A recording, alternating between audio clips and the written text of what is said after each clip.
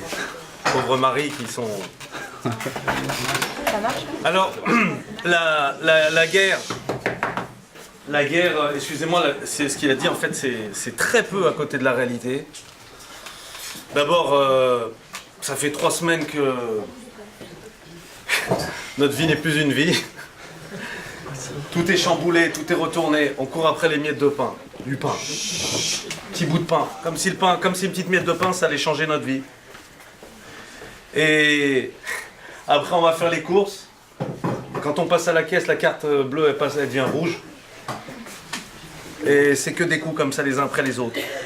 Et en fait, ce que je voudrais essayer d'expliquer, j'ai vu que mon très cher Nathaniel Koskas avait écrit un thème.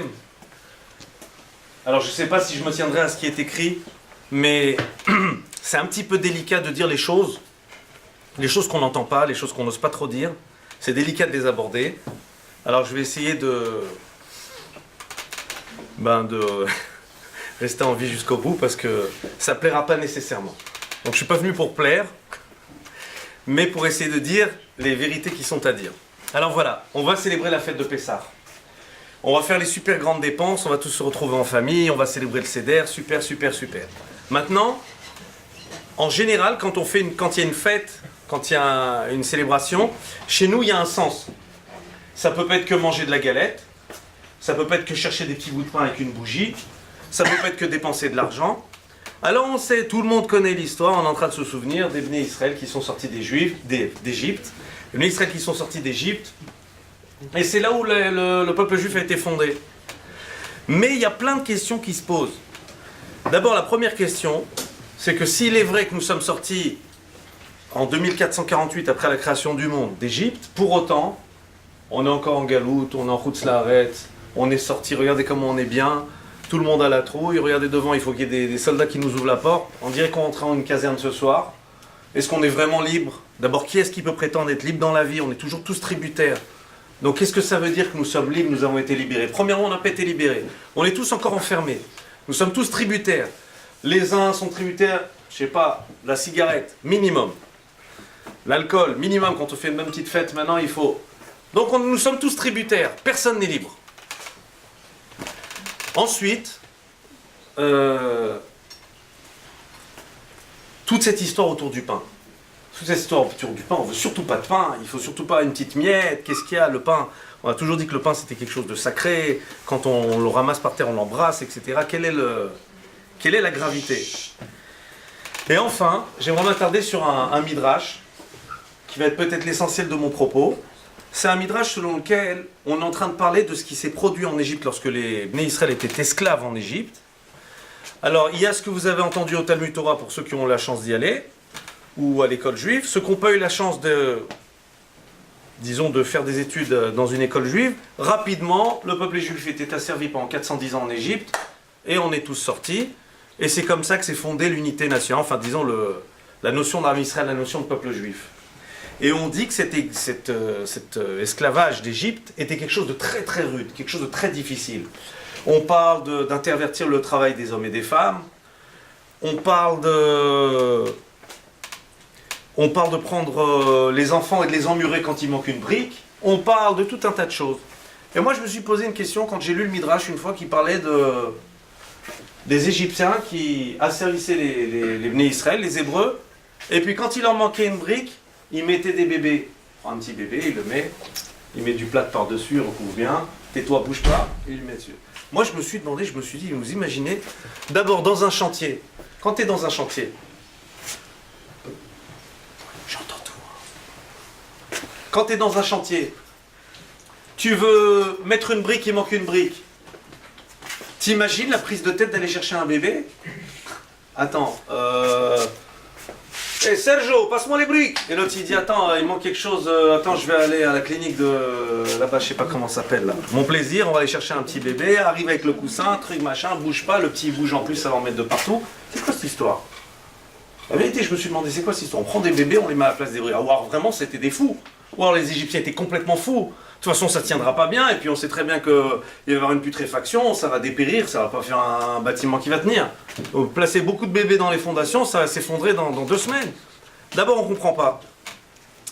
Alors je me suis posé cette question, je me suis demandé, mais qu'est-ce qu'on est en train de nous raconter? Prendre des enfants et les mettre dans le plâtre, les enfermer. Alors, je vais répéter quelque chose avec votre permission, quelque chose que j'ai dit, je ne sais plus, une des fois où j'ai eu le privilège de m'adresser à vous. Souvenez-vous, le titre de l'intervention à l'époque, je m'en suis rappelé là en me garant, c'était ma première cigarette. Alors je ne sais pas s'il y en a parmi vous qui fument, qui boit et qui truc. Enfin en tout cas moi j'ai beaucoup fumé, j'ai peut-être un peu bu aussi avant de venir parce qu'il fallait finir les bouteilles en Pessar. Mais la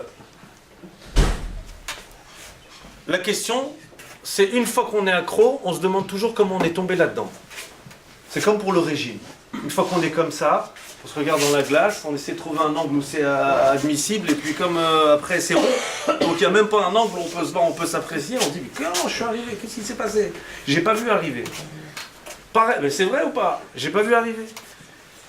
Je fume, à la fin j'allume le paquet, je me rends même plus compte, j'ai pas vu arriver, j'arrive pas à m'en passer, ça devient fou.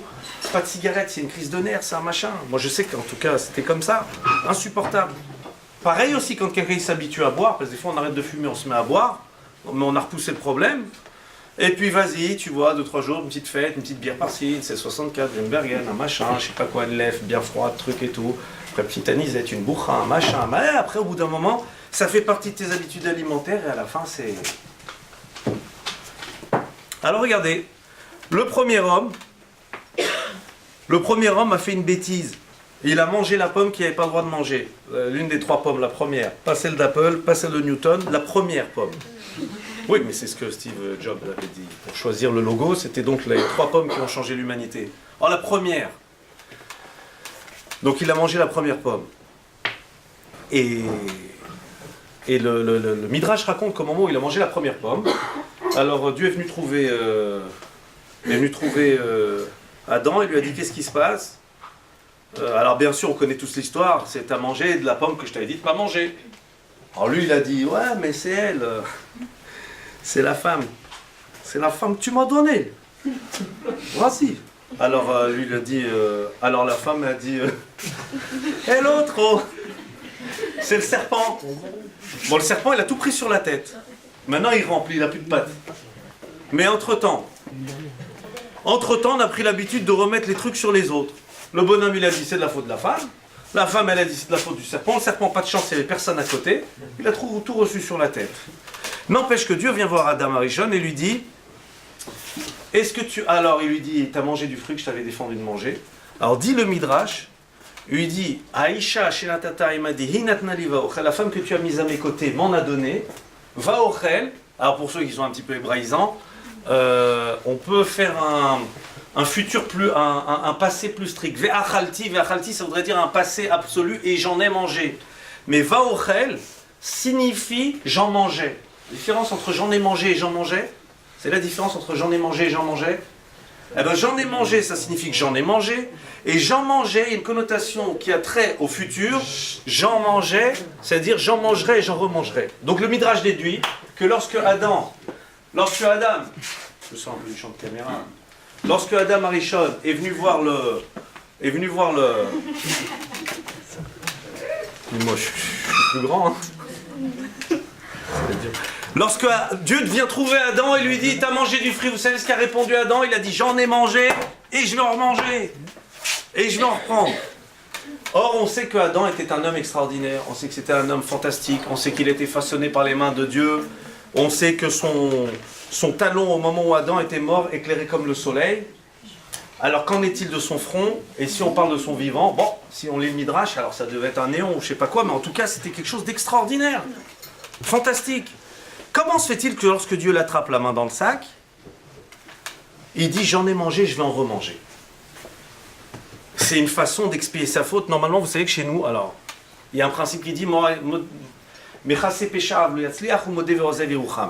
Le prophète dit quiconque cache sa faute ne réussira pas. Ou celui qui reconnaît sera gracié. En général, il n'y a pas mieux que reconnaître. Parce que quand tu essaies trop longtemps de cacher les choses, à la fin, tu vas finir par t'enfoncer dans tes mensonges et essayer d'en trouver une embrouille, il vaut mieux aller tout de suite. Écoute, oui, c'est vrai, je reconnais, voilà, c'est ça. Bon, bien sûr, il faut quand même sentir avant si l'autre il a trouvé le truc, parce qu'elle allait se rendre alors que... Mais, bien. D'accord, donc reconnaître la faute. Et là, on voit qu'Adam, plutôt que reconnaître la faute, il est dans le déni. Il n'est même pas dans le déni. Il y a une honte, une effronterie, un manque de honte, une effronterie. Et il est en train de dire, Achalti va ochel. J'en ai mangé, je vais en remanger. Alors il nous faut comprendre ce midrash. Qu'est-ce que ça veut dire? J'en ai mangé et je vais en remanger. Normalement, si c'est un homme parfait, l'expression vidouille, c'est-à-dire je reconnais, j'en ai mangé, je regrette, je recommencerai plus. Là, il dit j'en ai mangé et je vais en remanger. C'est la fameuse blague que j'avais rencontrée d'ailleurs la dernière fois, c'est comme quand une maman elle a préparé un dessert et puis elle dit qui est-ce qui a mangé une mousse au chocolat au frigo, une des deux mousses au chocolat, le petit vient, il fait ah il y en avait une deuxième. Alors il est en train de... Alors Adam il dit pareil, ah bon, mais j'en ai mangé une, je vais en manger une deuxième, si je pouvais je recommencerais.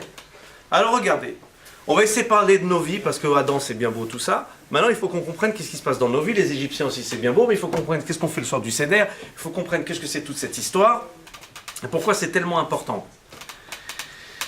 Voilà, je vais vous dire des choses super simples, hyper connues. Savez-vous la différence qu'il y a entre la matzah et le pain? Alors d'abord, les deux, c'est fait avec l'eau et de la farine, jusqu'à preuve du contraire. Mais, lorsqu'on parle de matzah, on parle de quelque chose qui s'inscrit dans le temps. Si la matzah est pérenne, c'est qu'une matzah, vous savez que je vous dis la vérité, on ne vous le dit pas, mais ça par contre on ne vous l'a pas dit, ça je vais vous le dire ce soir, il y a des boîtes de matzah, elles ont déjà 2 ans ou 3 ans. S'il faut lire en tout petit dedans, écrit, des fois c'est écrit en hébreu ou en arabe, les matzahs des fois elles ne sont pas de cette année. Mais tu sais quoi, l'eau et la farine, quand tu les mélanges tout de suite, tu les fais cuire tout de suite, il n'y a pas d'espace-temps, il n'y a pas de truc, il n'y a pas de machin, il n'y a pas d'adjonction, il n'y a que de la farine et de l'eau, tu sais, ça va être croustillant, ça va être bon, et ça va durer longtemps. Par contre, bon, il n'y a pas tellement de goût, et puis c'est pas tellement moelleux. Par contre, ça va durer longtemps. Mais quand on parle du pain, les belles halotes comme ça, bien belles, bien gonflées, comme ça, avec dedans, tu as mis les trucs, les œufs, et l'huile, et le sel, et je sais pas ce qu'on met dans les halotes. J'en ai fait, c'était de la pierre, j'ai voulu en faire pour. J'ai voulu faire une surprise à mon épouse une fois, j'ai pris le Kenwood. D'abord j'en ai mis sur les murs parce qu'il faut... Attention, hein, quand vous allumez le Kenwood, vous avez mis la farine. Faire attention que ce soit assez humide, sinon ça gicle de partout. J'étais là après, va expliquer comment ça se fait qu'il y a des trucs sur les... En plus il était raté, alors je te dis pas là. Alors en tout cas, le pain, lui, c'est quelque chose qui est moelleux, c'est quelque chose qui est bon. On a ajouté des choses. Mais ces additifs, ces adjonctions, cette huile qu'on a mis, ce sel qu'on a mis, ce sucre qu'on a mis, ces œufs qu'on a mis, ce blanc, ce jaune d'œuf qu'on a mis par-dessus qui le rend tellement appétissant, etc. Ben vous savez ce qu'il fait? Il fait qu'au bout de 12 heures maximum, une fois qu'il est sorti du congèle, même si vous l'avez congelé, c'est fini. Il commence à devenir rance. Puis après, il va verdir. Et puis après, il va pourrir. C'est-à-dire que d'une certaine manière, tout ce qui est un kiff, et plus ce sera un kiff, et plus ce sera bon, eh ben plus ça va pourrir après. Et la matzah, moins c'est un kiff, plus c'est plat, et plus vite c'est fait, eh ben ça va durer longtemps.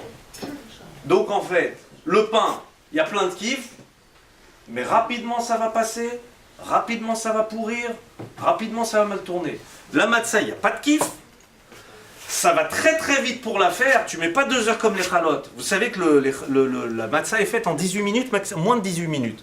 Donc, il y a des types qui sont là, moi j'ai vu une fois, c'est exactement comme le gars quand il rentre dans la banque, vous savez, dans le film, pour faire le casse. 2 minutes 3 minutes. Mais en fait, c'est un rabbin, et les autres, ils sont là avec la patte super vite et tout. Lui, il a le fusil à pompe et tout. Il tire en l'air, c'est pas grave, pour le film. 2 minutes. Go, go, go. Et les gars, ils sont là vers le four et tout. Il y en a, ils se trompent, ils sautent dans le four. Bon, enfin, en tout cas, je sais pas. Mais c'est super rapide à faire, c'est super. Vous savez, vous avez jamais vu ça? Vous avez jamais vu ça? Si, on vous a toujours montré là-bas le truc des Lubavitch où ils font le pain et tout. Les matzot. Et alors vous imaginez, pour avoir vos petites galettes, là, quand vous allez être en famille, vous allez vous dire, ils se sont réunis, ils ont pris de la récolte, ils ont fait attention qu'il n'y ait pas d'eau de pluie dessus.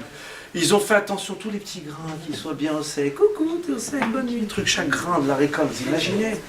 Et bah, c'est normal, après 25 kilos 25 euros le kilo, le pain de misère, t'es dans la misère. La vérité, surtout nous, on mange que ça à Pessah. On achète un carton, je vous dis la vérité.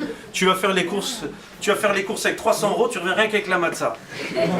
Mais oui, la matzah shmoura. Mais grâce à Dieu, on a de la matzah shmoura, c'est super. Ah, mais n'allez pas acheter 300 euros de trala. 300 euros de trala, au bout de 12 heures, c'est mort. Là, au moins, la matzah shmoura, vous en aurez pour... Alors, puisque je vois qu'il y en a qui sont fascinés par ce que je dis, je vais continuer à aller vite. Finalement, la différence qu'il y a, c'est tout ce que je fais rentrer qui n'est pas nécessaire dans ma vie. Voilà ce que c'est que le chametz. La pâte, vous l'avez deviné, mesdemoiselles et messieurs, damoiselles, damoiseaux, la pâte, c'est moi. Enfin, c'est vous, quoi. C'est nous. La pâte, c'est nous. Tout dépend qu'est-ce qu'on fait rentrer dans notre pâte. Tu entends? Tout dépend qu'est-ce que tu fais rentrer dans ta pâte. Qu'est-ce que tu mets dans ta pâte? Eh ben, vous voulez que je vous dise? Vous savez pourquoi ça tourne mal? Vous savez pourquoi il y en a qui vont mal? Vous savez pourquoi il y en a qui prennent des cachets? Vous savez pourquoi il y en a qui en sont suivis? Parce qu'ils ont fait rentrer plein de trucs à l'aide du kiff. Et ils ont pas pu trier, les pauvres. Ils n'étaient pas capables de trier. Qui est-ce qui est capable de trier? Ils n'étaient pas capables de trier. On a fait rentrer plein de choses dans nos vies. On nous a fait rentrer des choses dans nos vies. On ne sait même pas pourquoi on les aime. Tellement maintenant que même quand on choisit un mannequin, il faut faire des lois. Parce que si elles sont trop maigres, après toutes les filles, elles vont aller se faire vomir en cachette pour être minces. Ça devient un danger public. Tu sais pourquoi? Parce que maintenant, quand tu vois les catalogues, alors tu te dis, si tu regardes le catalogue, tu te mets à côté, tu regardes, tu te dis, attends, c'est pas possible. On m'a donné des goûts vestimentaires, on m'a donné des goûts alimentaires. Il faut que ce soit fashion, il faut que ce soit... Mais c'est une folie. Ça veut dire, un jour j'étais aux Galeries Lafayette, un jour, ben ouais, et en fait j'accompagnais mon épouse. J'arrive dans les galeries et je vois, il y avait des vêtements pour dames. Et puis il y avait écrit, il y avait un rayon, il y avait écrit sportwear. Alors je voyais, bon, on n'est pas venu pour ça, c'était pour une fête, une bar mitzvah, un truc comme ça. Là il y avait écrit classique. Classique, alors classique. Au milieu, non, il y avait écrit sexy. Alors là, son idée vêtements, je sais pas ce que ça veut dire quand tu les mets. Mais non, je suis pas en train de rire. Ça veut dire que maintenant il y a des vêtements. D'ailleurs, il y avait une jupe. Je sais pas si c'était un carré, dans quel sens fallait la regarder. Je sais pas, c'est vrai. C'est pour les bébés. Pour avoir des mauvaises idées. Un bébé, ça fait une jupe longue, sniout et tout pour un bébé. Mais vous imaginez, c'est-à-dire qu'à la fin, tu sais, si t'as pas le col qui est ouvert, t'es coincé. Si alors je critique personne, hein, parce qu'on est tous, faut pas rêver, on est tous maintenant dans le truc, on a tous mis des choses dans la pâte maintenant, on est tous devenus Hametz, oui ou non? Écoute bien, tu vas voir, écoute bien, on est tous devenus Hametz maintenant. On est tous devenus Hametz, on a fait rentrer des trucs, on a fait rentrer des choses qu'on aime, on a vu des images qu'il fallait pas, maintenant on a la tête qui tourne tout le temps. En tout cas les garçons. Maintenant même les filles, maintenant même les trucs, maintenant on a fait rentrer des bêtises qu'il ne fallait pas dans la pâte. On a pris des habitudes, alimentaires, on a pris des habitudes vestimentaires. Maintenant on aime ça. On aime ça. C'est le problème, c'est qu'on aime ça. Et vous voulez que je vous dise même mieux? Eh ben si maintenant on prenait chacun d'entre nous, on regardait dans son cerveau. D'abord ce serait gênant si tout le monde voyait ce qu'il y avait dans le cerveau de quelqu'un. En tout cas dans le mien, j'aimerais pas. Mais si on voyait ce qu'il y avait dedans, on se dirait, mais c'est de la folie. Tiens, il y a ça dans son cerveau. Ah, tu regardes dans le cerveau. Ah, lui aussi, il a ça dans son cerveau. Ah, lui aussi, il a ça. Et après, on prend une demoiselle. Ah, elle aussi, elle a ça dans son cerveau. Ah, elle aussi, elle aime ça. Elle aime ça. Tiens, c'est bizarre. Et des fois, tu dis, ils ont tous le même goût. Ils aiment tous les mêmes choses. Non. Parce qu'on nous fait aimer les choses. Écoutez-moi bien. Il n'y a rien qui est naïf. Il n'y a rien qui est innocent. S'agissant de la mode, des produits, n'imaginez pas, vous avez des gens, c'est leur métier de voir la tendance, de savoir comment est-ce qu'on fait pour que les gens vont aimer ce qu'on leur propose. Et qu'ils mordent et qu'ils achètent. C'est un métier. Mais ça veut dire quoi? C'est un métier d'aliénation. C'est un métier, c'est terminé. Va garder ta personnalité. Va dire maintenant, moi je reste différent. Va malaxer ta patte. Ah oui, tu vas me dire, mais tu vas pas t'habiller comme un amiche et prendre un cheval pour aller au travail le matin. J'ai pas dit ça. Pas dit d'arriver avec une carriole et un cheval le matin. Mais pourquoi maintenant tu es obligé de t'habiller exactement de telle manière? Pourquoi si tu mets ça? Pourquoi tu sens que si ta jupe elle est un petit peu longue, alors tu as l'impression que ça fait coincer? Tu trouves que c'est mieux, ça fait plus cool si on est comme ça. Même après, tu tombes dans quoi? À la fin, le vêtement devient un objet de séduction. Alors ça veut dire c'est plus toi, c'est un jeu parce que tu sais que ça tape l'esprit et ça fait... Non mais, dites pas que c'est faux. À la fin, tu sais très bien que c'est des idées, des clichés qu'on est en train de regarder, tu es en train de t'affirmer au travers de clichés qui sont même pas toi. Mais seulement tu peux plus maintenant. Tu peux pas. Même regardez, il suffit de voir des fois. Mais si, moi j'ai des enfants qui ont votre âge. Mais des fois j'ai vu, mais c'est de la folie. C'est quoi ces coupes de cheveux? Mais je vous assure, des fois je les prends en photo, je les bouge pas. Comme ça, je te la montre dans 10 ans, on va rire les deux. Parce que moi je me vois il y a 20 ans, comment j'étais. Et maintenant je me dis, mais qu'est-ce que c'est que cette halla qu'il a? La goufa, une goufa, ah bah tu mets du gel et c'est pointu, c'est je sais pas comment. Mais riez pas, c'est vrai. Et tu te dis, comment il peut aimer ça le gars? Non mais vous êtes jamais demandé comment il peut aimer alors qu'après quand il va se voir lui-même il va trouver ça stupide. Eh ben on lui a fait aimer ça. Et maintenant il s'est dit, il y avait la pub là les autres. Ils passaient là, avec leur gel, là, ils coupaient le portail, je sais pas ce que c'était.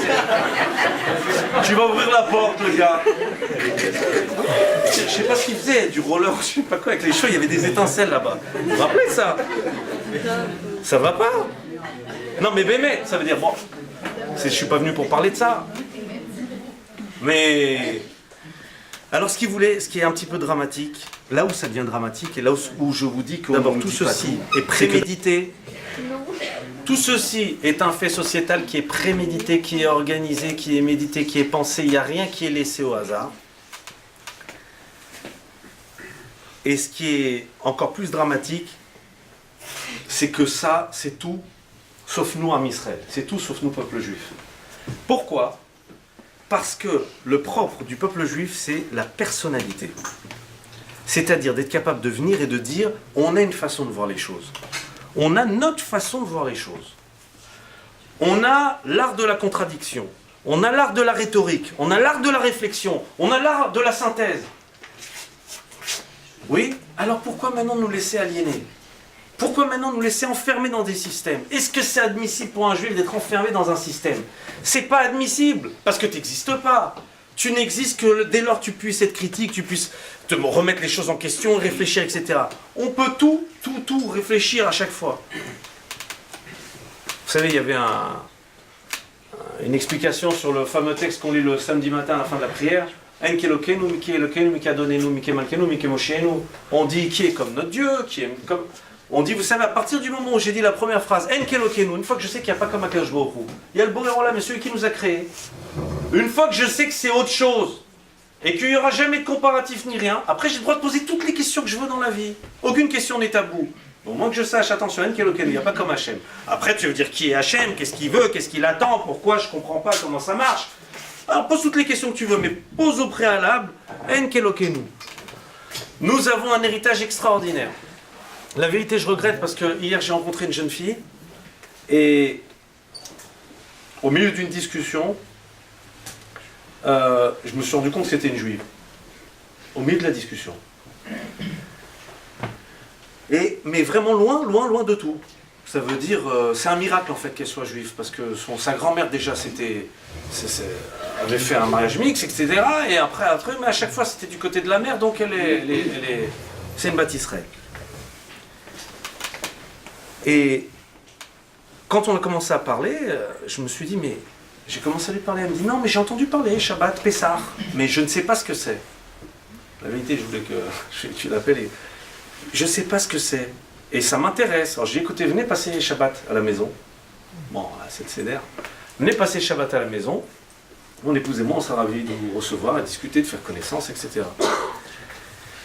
Vous savez, on est assis, je lui ai dit, mademoiselle, vous êtes assise sur un héritage. C'est le bingo, vous ne savez pas ce que vous avez. Vous ne savez pas ce que vous avez. Nous, on sait. Vous êtes là ce soir, vous le savez. Le problème, c'est est-ce que je veux malaxer ma patte? Ça veut dire j'ai envie de, dans ma vie, d'avoir mes idées, mon point de vue, et j'ai un point de vue de Ben Israël, et j'ai envie de l'affirmer, ou bien non, je suis happé, avalé par ce que la société me propose, avec toutes ces choses fantastiques, tous ces additifs, toutes ces bonnes choses, mais à la fin ça devient comme le pain, ça gonfle, c'est démesuré, c'est fini, je suis happé par le système. D'une certaine manière, dans une certaine mesure, ce que Adam a dit quand Dieu est venu le trouver, et il a dit j'en ai mangé, j'en remangerai, c'est parce que c'est la meilleure façon pour un être humain de connaître sa condition. La condition, c'est de savoir que malheureusement, quand on craque, une fois qu'on a craqué, c'est fini. On aime. Quand je craque, j'aime craquer. C'est pas comme ça, c'est pas qu'on fait une bêtise et n'allez pas imaginer que quelqu'un change. Une fois qu'il y a eu une dérive, on s'est planté, on a commencé à goûter à quelque chose, pour arrêter, alors là, faut pas rêver. Une fois qu'on est dedans, on est dedans. On aime, et on aime, et on aime rajouter, et c'est quelque chose que je kiffe maintenant et j'ai envie de le rajouter. Vas-y, rajoute. Yallah. Mais rajoute ça, après tu rajoutes ça, après tu rajoutes ça. Et les gens après ont des vies. C'est pas les vies qu'on voulait avoir. Pourquoi? Parce qu'on est porté, parce qu'on nous a obligés à rajouter dans nos vies. On s'est fait happer tellement qu'on a l'impression que c'est ce que nous aimons. C'est ça ce que je voudrais vous dire. Et c'est ce que Adam a dit. Lorsque Adam a dit j'ai mangé, je remangerai, c'est-à-dire j'ai compris qu'une fois que j'ai fauté, une fois que j'ai fait... Alors, vous savez comment on dit un interdit en hébreu on dit c'est assour. C'est assour. Alors, vous savez ce que ça veut dire assour? Assour, c'est ma'asar. Assour, ça veut dire prison. Assour, ça veut dire enfermé. Donc, quand on dit que quelque chose est assour, c'est pas qu'on est en train de venir de dire on va t'empoisonner, mesdemoiselles et messieurs, soyez attentifs. On n'est pas en train de nous empoisonner, de dire tu vas pas faire ça, je t'empêche dans ta vie, et la Torah et Hachem ils veulent que tu sois triste, et on veut. Non, non, non. On te dit ça, tu sais pourquoi c'est assour? Ça c'est piège à rat. Pour pas dire un autre mot, piège à rat. Tu vas rentrer dedans, tu vas te faire manger. Tu vas rajouter ça dans ta vie, c'est fini, tu pourras plus. Attendez, mais vous avez déjà vu ce que c'est qu'essayer d'arrêter de fumer? C'est atroce. Et une fois que tu es dedans, et les autres ils se prennent de l'argent en plus. Ils se prennent de l'argent sur la santé des autres. Et c'est fini, tu peux pas. Bon, on t'a fait aimer, on t'a fait goûter, on t'a truqué, quelqu'un un jour t'a proposé, et puis t'as vu les affiches, et puis t'as vu le style, et puis c'était, je sais pas, c'était comme ça. Bah, après, t'arrives plus. C'est comme ça dans tous les domaines. Nous rajoutons des choses qui sont pas nécessaires dans nos vies, qui mettent en péril nos capacités, mettent en péril ce qu'on appelle l'intégrité, disons, physique, et même l'intégrité spirituelle, et même intellectuelle, parce que nous sommes sous influence. Alors voilà, arrive la fête de Pessah. Qu'est-ce que ça veut dire qu'on prend des bébés et qu'on les met... Qu'est-ce que ça veut dire qu'on prend des bébés et qu'on les met à la place d'un plâtre, là? Les autres fous, là-bas, ils vont chercher un bébé à la clinique pour construire une maison. Vous savez ce que ça veut dire? Ça veut dire que maintenant, nous avons des ancêtres communs. D'accord? Abraham, Yitzhak et Yaakov. Les autres, ils ont Néandertalis et ils ont, je sais pas. Nous, on a Abraham, Yitzhak et Yaakov. Des gens extraordinaires, qui ont bravé des idées, qui ont été à contre-courant de toute l'humanité. Très bien. Et puis, il y a nos arrière-grands-parents, tzadikim, nos parents qui étaient des tzadikim. Vous grattez un petit peu, vous regardez les photos de famille, vous remontez à partir du grand-père, de l'arrière-grand-père, vous dites, tiens, il avait la haie, il avait le truc, regarde comment il a le truc, c'était, bon, ils étaient... Moi, j'ai retrouvé une photo des parents du grand-père à ma mère. Ah ben, la vérité, tu les vois, tzadikim, à Varsovie, comme ça, truc, ah ben, la kippa, snouim, machin et tout. Bon, après, tu vois, les générations, tu te dis, mais regarde. Donc, il y avait des gens qui étaient très observants, on était comme ça, on était un groupe, avec nos idées, avec nos façons de voir. Maintenant, vous savez ce que c'est dire prendre un bébé et l'enfermer? Ça veut dire, je prends maintenant vos enfants, et la société prend nos enfants, et elle les emmure dans ses ambitions. Elle les emmure dans ses ambitions, dans ses concepts, dans ses idées. C'est fini maintenant. Je sais pas, quelqu'un qui aime la teuf, qui aime faire la fête, qui aime, je sais pas, aller danser, s'éclater ou aller en boîte ou j'en sais rien, et qui peut pas se passer. Des fois même, il a, je sais pas quel âge, il continue, il est ce matin, tu le vois, tu as envie de dire, regarde, au milieu des jeunes, lui, il danse même pas comme les autres. Tu dis, ce matin, tu sais quoi? Parce que ton cerveau, depuis que tu étais petit, maintenant, tu as aimé ça, on t'a pris ton cerveau, on l'a enfermé dans cette idée-là, c'est fini, on t'a pris bébé. On t'a mis. Je vous assure, il n'y en a pas un d'entre nous ici qui ne se fait pas emmurer par la société, qui ne se fait pas emmurer par des idées, des choses qu'on nous fait apprécier qui ne sont pas nous. C'est tellement difficile de savoir qu'est-ce que nous sommes. C'est tellement difficile de savoir qui nous sommes et qu'est-ce que nous voulons vraiment. Alors se présente à nous la fête de Pessah, pour faire court. La fête de Pessah, c'est essayer d'arrêter d'être Hametz, de redevenir Kasher. Comment? La pâte, c'est l'homme. Une pâte qui se travaille, elle reste Kasher. Une pâte qu'on laisse gonfler, qui est soumise au temps, elle devient Hametz. Qu'est-ce que c'est une pâte qui se travaille? C'est quelqu'un qui se pose toujours les questions. Quel est mon but dans la vie? Qu'est-ce que je veux? Qu'est-ce qui est important? Est-ce que je suis agréable aux autres? Est-ce que je suis agréable à mes proches? Est-ce que je suis bien... socialement, est-ce que je m'entends bien avec les autres? Est-ce que j'arrive facilement à résoudre les conflits? Est-ce que je travaille ma patte? Je suis sans arrêt dans le questionnement. C'est pour ça que le soir du CD, on pose des questions. Vas-y. Allez, creuse-toi la tête, réfléchis. T'es bien, tu t'entends bien, ça va bien avec les autres, t'as remarqué? Est-ce que tu trouves que les autres viennent vers toi? Tu vas assez vers les autres? Tu es assez généreux, tu fais assez d'efforts, tu te laisses aller? Et qu'est-ce que tu dois penser? Qu'est-ce que tu penses vraiment toi là-dessus? Dis vraiment ce que tu penses. Et regarde si c'est vraiment ce que tu penses toi ou c'est simplement par influence parce que tu as entendu, vous savez, c'est comme des gens, ils se rencontrent des fois. Alors le type il connaît rien à rien mais il a écouté France Info ou je sais pas quoi, il vient il fait ah ouais, Hollande, l'austérité, il a entendu 3 fois le mot austérité, il sait pas qui c'est, Emmanuel Valls, ouais l'austérité, Valls, il y en a marre. Oh Sarkozy. Tu sais pas, tu n'as même pas ni des idées sur rien, nous avons des idées sur rien, nous sommes portés surtout. D'un point de vue politique, d'un point de vue truc, on nous balade. Et voici que nous avons une Torah, qui est une promesse d'Akadosh Baruch Hu, de vérité, de bonheur. Vas-y, mais va là-dedans. Au moins, allez voir ce qu'il y a dans la Torah. Allons voir ce qu'il y a dans la Torah au moins. Mesdemoiselles et messieurs, je sais qu'il y en a qui sont peut-être bien plongés, bien avancés, mais allez voir, on n'a jamais fini d'aller voir. Il y a des projets de bonheur. Construire une famille avec un couple où on s'entend vraiment bien les deux. Un couple qui ne ressemble pas à une série. En plus, les séries, il faut être débile. Parce que tu regardes là, je ne sais plus comment ça s'appelle, Colcaise ou je ne sais pas comment. Vous n'avez pas vu que c'est tous des mannequins? Même l'autre, quand elle est morte devant eux, c'est un mannequin. Et l'autre, le détective, c'est un mannequin. Et l'avocat, c'est un mannequin. Ils sont tous... Vous croyez que c'est ça? Vous croyez que c'est... Ça veut dire... On est en train de nous faire vivre, évoluer dans le dimion. Et c'est voilà, c'est ça, c'est l'imaginaire. Vas-y, fais rentrer, fais croire que ça c'est ça, et ça c'est ça. Et c'est comme ça dans la vie. Et alors ne me dites pas, mais on n'est pas bête, hein. On n'est pas bête, on sait que c'est des films et que c'est des trucs. Ah oui? Eh ben tous les films qu'on a vus, les musiques qu'on a entendues, t'entends des fois une musique, tu vois tous au même moment, ils sont là. Capitaine Flamme, oui, c'est... Tout le monde a vu la même chose, c'est la même référence, c'est la même musique. Pour les vieux, c'est Zorro. Bon, on ne connaissait pas. Et ben voilà, on a imbibé de choses, on était imbibé de choses, on se rend même plus compte, on se rend plus compte de ce que nous sommes. Nous sommes des Bnei Israël et des Bnot Israël. Un Yid, ça a l'air. Un Ben Israël, c'est quoi? Un Ben Israël, c'est quelqu'un qui est Tsanoa, Baishan et Rahman. Je vous dis, je termine avec ça. Est-ce que vous savez que le code génétique juif, le code génétique juif est composé de 3 particularités.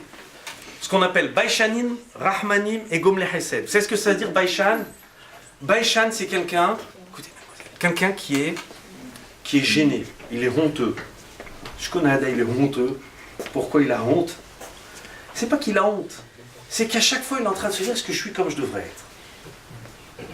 Parce qu'un juif il se pose toujours la question est-ce que je suis comme je devrais être? Mais si Dieu m'a mis sur terre, c'est pas par hasard, j'ai une mission. Il veut que j'aille par là ou il veut que j'aille par là. Donc un juif normalement, continuellement, il doit se poser la question qu'est-ce que je dois faire? Qu'est-ce qui est le mieux? Qu'est-ce que je devrais faire? Qu'est-ce qui est bien? Ah oui, elle me plaît, pourquoi? Elle est bien parce que je veux faire ma vie avec elle ou elle me plaît parce qu'elle me plaît, mais en fait, ça y est, après, il y a... Non, mais horrible, mais c'est comme ça. Qu'est-ce que je veux? Ou lui, il me plaît, il est beau. Ah, il est beau. Qu'est-ce que je veux faire? Qu'est-ce que je veux? C'est quoi mon truc? C'est quoi? Qu'est-ce qu'Hachem il attend de moi? Ça veut dire à chaque fois se poser la bonne question. Quelle est... Excusez-moi, je sais que... Je me prends la tête. C'est difficile, il faut réussir à choisir dans sa vie ce qu'on doit être. Et Baruch Hashem, on a une Torah qui nous apprend à chaque fois à nous poser les bonnes questions, à ce que les choses soient faites pour être ce qu'elles doivent être. Chaque chose a un but. Alors on a dit, je termine avec ça, Baishanim, c'est-à-dire être honteux, c'est pas quelqu'un qui a honte, mais qui est tout le temps en train de se poser la question. Est-ce que je fais ce que je dois faire? Il travaille sa patte, il se malaxe. Est-ce que je fais ce que je dois faire? Est-ce que j'ai bien choisi? Est-ce que j'ai bien vu? Est-ce que c'est correct? Est-ce que c'est droit? Est-ce que c'est moral, Stam? Est-ce que c'est moral ou c'est pas moral? Est-ce que c'est bien? Est-ce que c'est honnête? Vas-y, tu casses tes lunettes, tu vas faire une embrouille avec L'assurance, c'est du vol ça, qu'est-ce que tu fais? Oui, mais tout le monde le fait, c'est normal, c'est pas grave. Non? Qui t'a dit? Est-ce que c'est droit? Est-ce que c'est bien? Est-ce que c'est poli ou c'est vulgaire? Qu'est-ce que t'as dans la bouche? T'as du hametz, t'as quoi? Qu'est-ce qui sort? Quels sont les mots qui sortent? Regardez des fois, comment on parle, les vulgarités que nous disons, les grossièretés que nous disons, les blagues qui nous font rire. Mais est-ce que je peux rire de tout? Est-ce que je peux commencer à rire de tout ce qui est obscène, tout ce qui est vulgaire? Ah, on m'a fait aimer ça, parce que maintenant j'entends toutes les blagues, il y a toujours un truc mal tourné, alors à la fin c'est ça, sinon on kiffe même plus. À la fin tu kiffes même plus la blague si à la fin ça finit pas le tordu. Bah oui, c'est ça, on a fait rentrer. Alors maintenant Baïchan il se pose la question, Rahman, un Ben Israël c'est quelqu'un, il a un cœur. Deuxième qualité, il faut un cœur. Ça veut dire que tu vois les situations, tu vois quelqu'un, il est en difficulté, va vers lui, pose-toi le problème, l'autre existe, parce que tu ne verras pas Dieu si tu ne vois pas l'autre, parce que Dieu est caché derrière l'autre, donc il faut avoir un souci de s'entendre, un souci de se comprendre, un souci... Et si on n'est pas comme ça n'existe pas, prenez-moi comme je suis. Ça n'existe pas. Nous sommes une pâte qui doit se travailler. Moi je suis comme ça et je ne changerai pas. Ben non, t'es Hametz, mon vieux. Il faut que tu travailles, bien sûr que tu dois changer, tu as ta cote-part de travail pour te mettre au niveau des autres, tu as ta cote-part, c'est impossible que quelqu'un il arrive, il prétende, il dit moi je suis tout fait, j'ai pas à m'arranger. Enfin, Gom les Hasadim, c'est quoi? C'est les gens qui ont le souci, à chaque fois de l'autre, de donner de l'autonomie à l'autre. Ne donne pas un poisson au pauvre, apprends-lui à pêcher. C'est-à-dire, j'ai envie, si des fois j'aide quelqu'un, j'ai envie qu'il trouve son autonomie. J'ai pas envie que ça devienne un sous-fifre ou quelqu'un, c'est non, j'ai trouvé quelqu'un, il me prend comme si j'étais son mentor. Donc quelqu'un qui se pose toujours les questions. Quelqu'un qui a un cœur, qui a le souci de savoir comment sont les autres. Et puis quelqu'un qui veut vraiment solutionner les problèmes des autres. Finalement, ça tourne beaucoup par rapport autour des autres. Voilà comment on travaille notre pâte. Voilà comment on devient cacher les pessards. Voilà comment on réussit un pessard. Ces petites miettes que nous sommes en train de chercher dans la maison, c'est simplement pour nous faire bouger la cervelle qu'on se pose la question. Qu'est-ce que je suis? Qu'est-ce que je deviens? Où est le but de ma vie? Je suis en train de déplacer les meubles, mais pourquoi? Je suis en train de marcher. C'est quand on est en train de brûler le Hametz, n'oubliez pas ça. Au moment où on brûle le Hametz vendredi matin, on doit penser, mais tous ces trucs pourris qui m'ont mis dans la tête, fais-les brûler avec le Hametz, que je redevienne quelqu'un de posé, ça y est, en a marre, toutes ces lourdeurs, toutes ces bêtises, tous ces trucs. Et là, après, si Dieu veut, je repars cacher les Pessah, après Pessah, je passe une bonne fête en famille, on retrouve les parents, les grands-parents, tout le monde autour, et on repart bien, et on a des buts dans la vie. Il n'y a pas ici, ni un jeune homme, ni une jeune fille qui ne peut pas être le début d'une lignée familiale fantastique, avec une famille super équilibrée, des enfants heureux. Il y a trop de déséquilibre maintenant. Riez, mais il y a trop de déséquilibre. Il y a trop maintenant, on entend trop, et celui-là, mais celui-là, son grand-père déjà il est divorcé. Et celui-là, son truc. Et l'autre grand-père, il s'est barré, j'ai pris. Et la grand-mère, elle est truc, et tu dis, ça y est, il faut maintenant de l'équilibre. Il faut redevenir cachère. Redevenir cachère, c'est se poser les bonnes questions au bon moment dans la vie. Et si on se pose des bonnes questions, Be'ezrat Hashem, c'est un gage de réussite, de bonheur. Alors ce que je vous souhaite à tous, un excellent Pessah, qu'on se pose les bonnes questions, Be'ezrat Hashem, qu'on soit dans le questionnement, travaillons la patte, on malaxe maintenant, on se demande qu'est-ce qu'on est, avec ça on devient bon.